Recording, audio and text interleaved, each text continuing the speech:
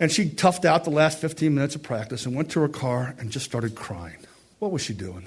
Who did she think she was, practicing with these other girls? And soon she heard a knock on their windows, and it was Bruce Hill, the captain. And Brucey said, "Are you okay?" Kathy kind of pulled it together, "Yeah." "Good thing you didn't cry during practice. The other girls would have killed you." That was Rick Chandler, live on stage at the Pendragon Theater in Saranac Lake in 2017.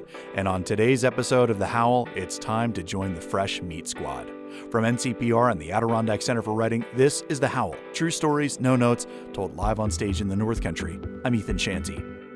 Hey, before we get into the show, I just wanted to take a moment to say thank you so much for joining us for this second season of the HOWL Podcast. I'm really excited to be back and bringing you 12 new episodes of this amazing show. If I do say so myself, I think it's pretty good, and you're back here, so obviously you think it's pretty solid too. Our first season was downloaded tens of thousands of times, and when I saw how many people tuned in to the show, I was just blown away. So seriously, thank you. From the tips of my toes to the top of my bald head, thank you for making this show a success. I hope you love the stories we've got for you this season, and don't forget, you can always talk to me by emailing ethan@ncpr.org. Okay, let's get on with the show.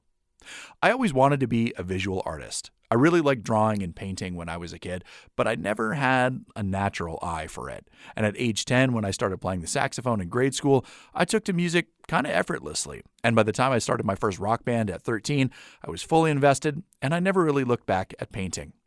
But when I was 27, I decided basically on a whim to quit my job. My friend wanted to move to Arizona, and he asked if I would help. I had a little bit of savings, and I was feeling that mid-20s ennui that forces you to go on an adventure. So we hooked up a U-Haul to my Camry and started the 2,000-mile trek across the country. I had the best tacos of my life, also the worst tacos of my life, but I suppose that's a story for a different episode. We visited beautiful museums, we stole Eureka lemons off of trees, and I got a lot of writing done. But by the time I came back, my savings had basically run out, and I was working a dead-end part-time job.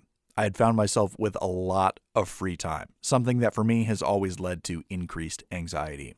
I was complaining one day to my partner, Erin, that I was bored and bummed out and I needed something to do with my hands. And she said, "Well, you've always wanted to try collage. Why not give that a shot?" I told her, "I don't really think I'll be very good at it." And she said, "Well, what's the worst that can happen? Anybody can do it. You just have to practice." That made me think about the first time that I picked up the guitar and I plucked away at the first few notes of Metallica's Enter Sandman over and over and over again, trying to get it right, barely fumbling my way through for months and months. But eventually, I did get it. I figured it out. And then I was playing entire albums from memory, and then I was writing my own songs. Of course I could make collage art. I just had to try. I found some magazines and some glue, and I started cutting and pasting. Obviously, my first few attempts weren't very good, and neither were the next couple, but eventually, a vision did start to take shape. I was starting to understand what colors worked together and how to not overwork a piece. And then a few months later, I was designing an entire book of collages, and a few months after that, I sold a piece. And just like that, I was a collage artist. It can be really hard to try to get into a new craft when you're older, and when that craft requires that you put your body and your health on the line, well, that can be even more difficult. Rick Chandler joined us on stage live at the HOWL Grand Slam in 2017 to tell the story about his wife joining the Fresh Meat Squad, competing in roller derby bouts in her 50s. Here's Rick Chandler live at the Pendragon Theater in Saranac Lake in 2017.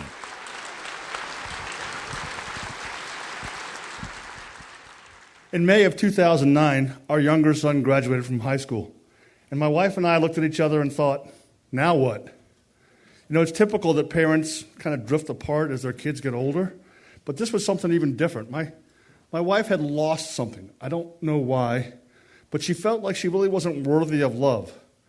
And frankly, it's hard to love somebody if they don't think they're worthy. And I wasn't sure we were going to make it.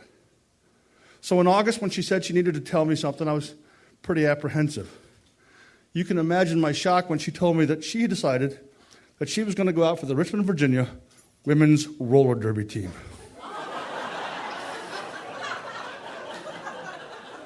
Now, I don't know if you know anything about roller derby. I did not. It's a cross between figure skating and professional wrestling. Everybody on the team is in their late 20s, early 30s. My wife has her AARP card, so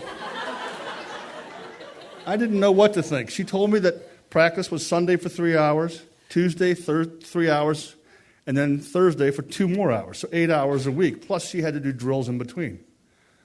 We had led separate lives, so she wasn't asking me, she was telling me, and I didn't know what to think. I mean, I had had a crush on a rugby player named Bailey a long time ago, but I didn't know about being married to a roller derby chick. Well, September came and she started practice. She went to her first practice on a Sunday, 3 hours, and when she came back, she crawled into the house and had 2 words to say: everything hurts. I didn't know if she'd stick with it, but on Tuesday when I came home from work, there was a note: at practice. And she changed almost immediately. Now, instead of talking about what the kids had done wrong, what I had done wrong, what was wrong with their job, what was wrong with the house, she talked about roller derby. She explained there were 5 blockers and 1 jammer, and the jammer had to lap the other team's blockers to get points. And the way you stop that was knock them on their ass. Everything seemed to revolve around knock them on their ass. You see, they don't have games, they don't have matches, they have bouts. And that every girl, and we don't call them women, we don't call them ladies, we call them girls, every girl had a nickname. And that nickname usually included violence or sex, and if you could get them both together, that was a great nickname. So my wife was a roller derby chick. She was on the fresh meat squad for the Richmond, Virginia River City Roller Girls. And I was so proud of her. And I would tell her I was proud of her, but she wouldn't listen to it. She wouldn't take a compliment. And you know how frustrating that is? You know, I tell her, I love you, I'm proud of you. She'd say, you just want to have sex. Now, if any guy in here has a good answer to that retort, I'd love to hear it. Because if you say yes, which is true, you sound pretty shallow. And if you say no, she knows you're lying and you will never have sex again. So what do you say to that? And that's kind of what I mean about loving someone who doesn't think they're worthy. So she would talk about practice and how the different coaches had taken them through different drills. She talked about how one of the coaches had taken them through the rules and yelled at them, and her name was Harriet Thumpman. And how another coach had him working so hard that she thought she was going to throw up, and that coach was Busta Hyman. These are all actual names, I swear. And after 3 months, she had a test. She had to take a test to make the team. There was a written test, there was a physical test, and there was actually time trials around the track. So I waited anxiously, didn't know what to think. She came home and said that 4 of the 9 gals had not made the team.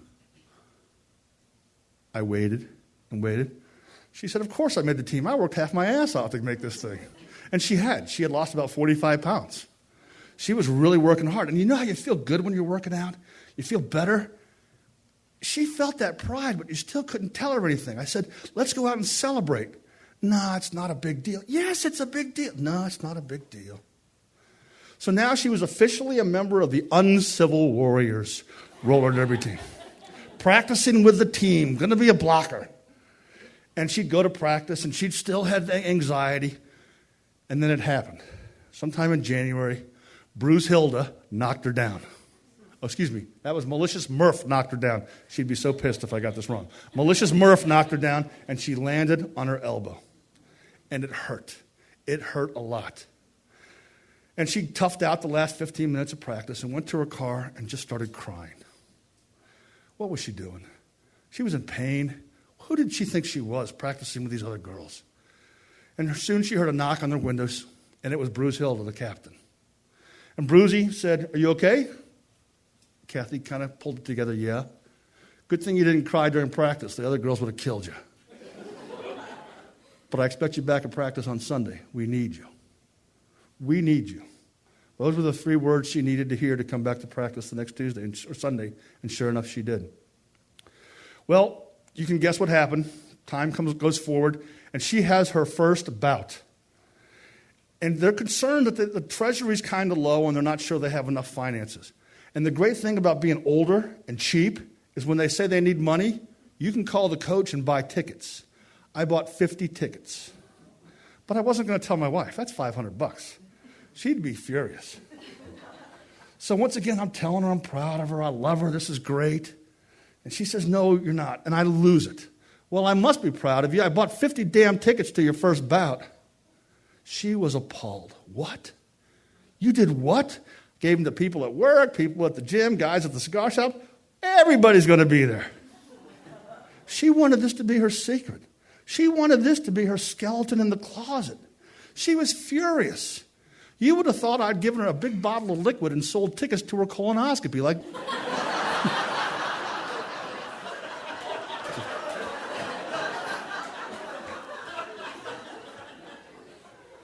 so sure enough, she had her first bout. My friends are all there. The Make America Great guys were appalled by the cheerleaders.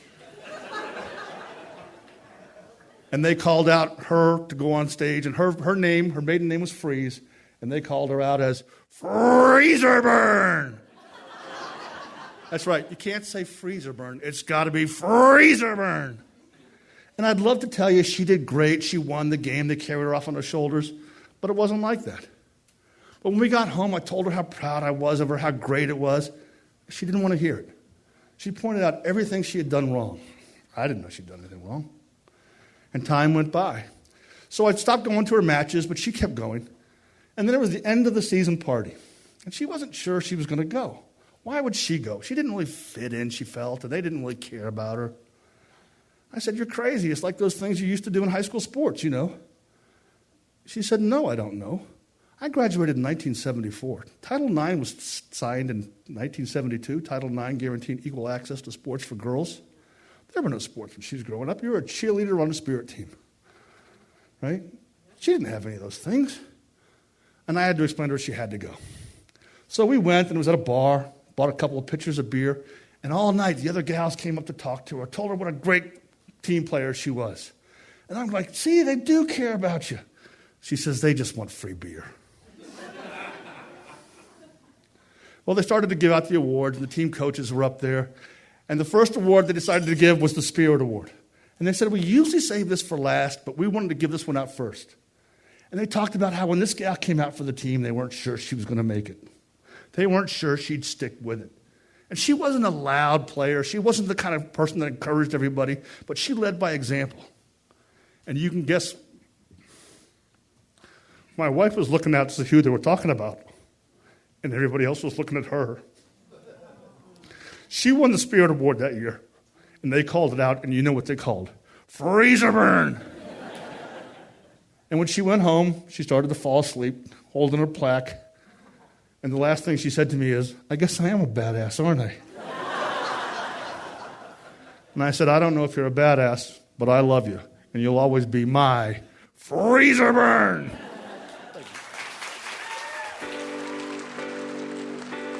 That was Rick Chandler, live on stage at the Pendragon Theater in Saranac Lake in 2017.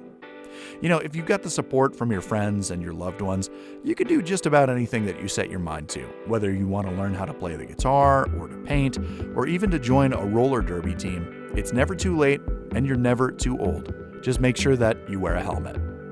Thanks again for joining us for this new season of the HOWL Podcast. I can't tell you how much I appreciate that you're still here.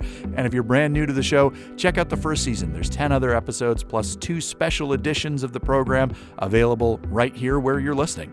I also got to let you know that this show is listener supported, so because you like what you hear, please consider supporting us. Make a donation. You can head to ncpr.org/give and make a contribution in support of the HOWL. And when you do, make sure to tell them that Ethan sent you. That's ncpr.org/give. That's it for this week of the HOWL Podcast, but come back next time and follow the show so you don't miss a single episode. You can also find out when we're going to be telling stories on stage in your town by visiting ncpr.org/howl. The HOWL Podcast is a co-production of NCPR and the Adirondack Center for Writing in Saranac Lake. And I also got to let you know that our theme music is by famous letter writer of Plattsburgh. The show is written, edited, produced, and hosted by me, I'm Ethan Shanty, with editorial supervision by news director David Summerstein. Doyle Dean is our production manager, Bill Hanel is our digital guy, and Caitlin Kelly handles our social media. I'll see you next week. Thanks for being with us. This is NCPR, North Country Public Radio.